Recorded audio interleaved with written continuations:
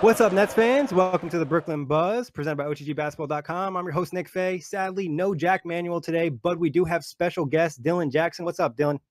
Not much. I'm pretty tired. It's the end of the day, so I'm ready to start.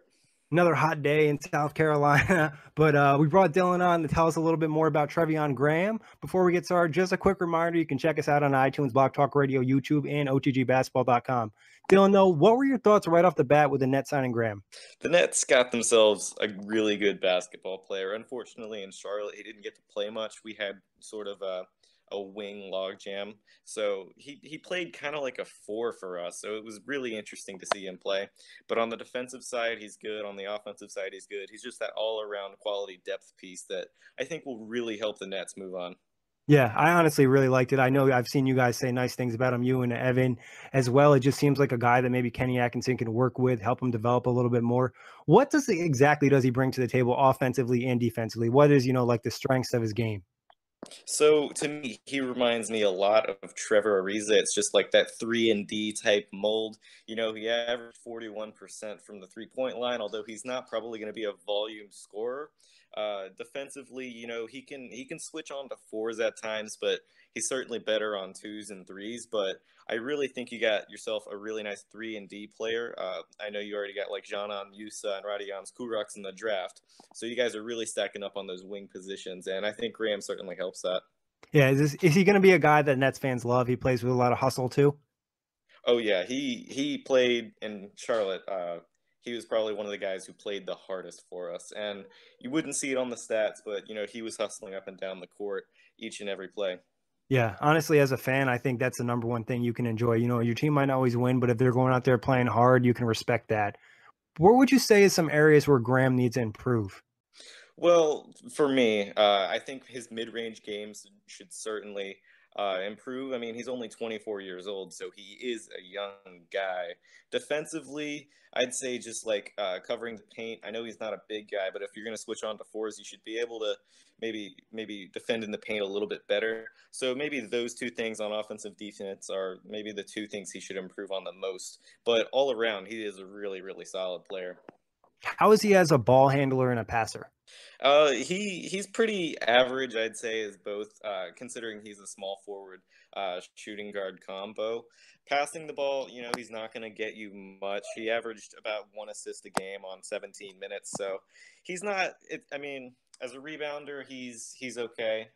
He averaged 2 rebounds a game, so I think it's a really solid pickup if you're trying to get maybe like that what's his name, Otto Porter type role. Although he's certainly not going to be that good of a player, but maybe off the bench he could really contribute some minutes. Yeah, he sounds like he has the potential to be a really nice role player, like you said, that 3-and-D type, something the Nets are looking for, especially in their system, shooting a lot of threes.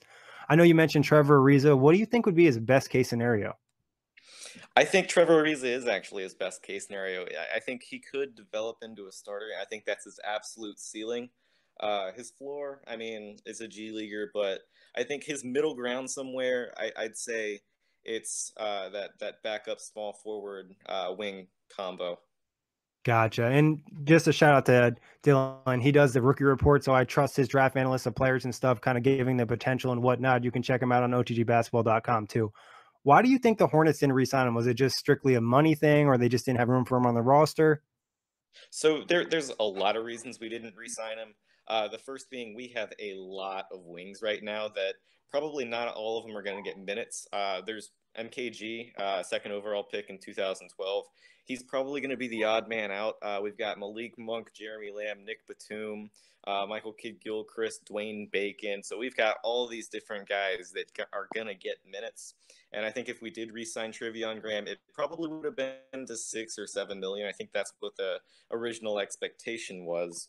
But obviously that didn't happen. We let him walk. So I think money's certainly a part of it. We're really trying to stay under the luxury tax. So between those two factors, I think it's just a smart move to let him walk, let him go to a team that's going to get him minutes. You know what I mean?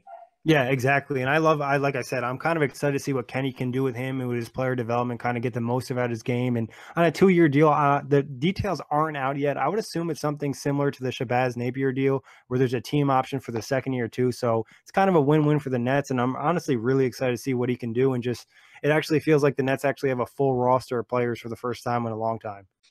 Yeah, I agree with that. I love the Napier signing when the news came out. Obviously, they traded Jeremy Lin, who's one of my favorite players since he played in Charlotte. But I like that signing. I like this Treveon Graham signing. I love the 2 draft picks that the Nets had. So I'm really liking this offseason. They're going to have a ton of cap room next year. I think I saw it was like 2 max slots, if that's right.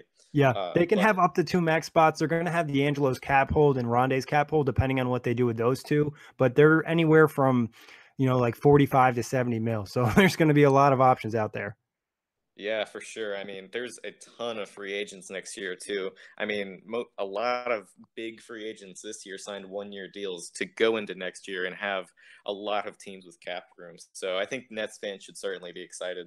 Yeah, that's something Jack and I talked about. Even if you kind of miss out on some of the big fish, like a Kawhi, a Jimmy Butler, a Kyrie, there's still going to be some other, very solid guys, some lower level tire guys that can really bring something to your team. From an outside perspective, looking at the Nets, what do you think about this team? Do you think it's, around the 8 seeds, going to be back in the lottery? What are your thoughts on it? I think if D'Angelo Russell improves, uh, maybe gets to that 17 point per game mark, I think the Nets might fight for a playoff spot.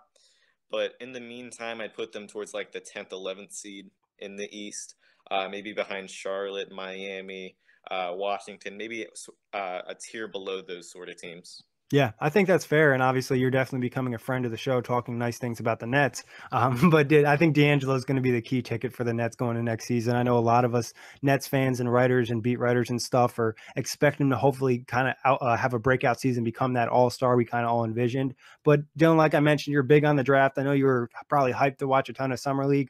What were some guys in summer league that stuck out to you? It doesn't have to be Nets guys, just in general. Wendell Carter is certainly one. He played outstanding in the summer league, just on both sides of the floor. He showed he could stretch the floor. His rim protection was elite. Trae Young is another guy. Obviously, he wasn't great in the Utah summer league, but in Las Vegas, he really showed out. I think he hit 7 3-pointers in one game. Those 2 guys, Josh Hart. He's not a rookie, but he really performed well, and you'd expect that from a second-year player, but it's still very nice to see the development there. Another guy I like to see is what's his name? Or Kevin Knox. Kevin Knox is Yeah. the guy I was looking for. He performed very well. I was pretty critical of him going into the draft, just his motor and ability to take over games, but he really showed that he has the it factor now. So those 3 guys I think are really the stars of the summer league. Yeah, they definitely did impress. Like you said, Josh Hart really came in and handled business, and he definitely looked good for the Lakers. I'm sure they're happy about that. And then Kevin Knox, obviously, we don't like to give the Knicks too much love on here, but he definitely has that pop to his game, and it was kind of exciting. I was watching one of their games. He felt like he threw down 5 dunks in the first half. Yeah, I mean, Kevin Knox, he's proven me wrong so far, but I still want to see all these guys against people who aren't going to be, I don't want to be insulting, but bagging groceries in a few weeks. So, Yeah, that's funny. My friend always says that to me too, bagging groceries. And I think a lot of it too is like, certain systems where guys aren't going to be able to kind of excel as much. And I know me and Jack and Evan talked about this a little bit. Sometimes the bigs don't get the ball because the guard play is so bad. There's so many turnovers. The passing is lackluster.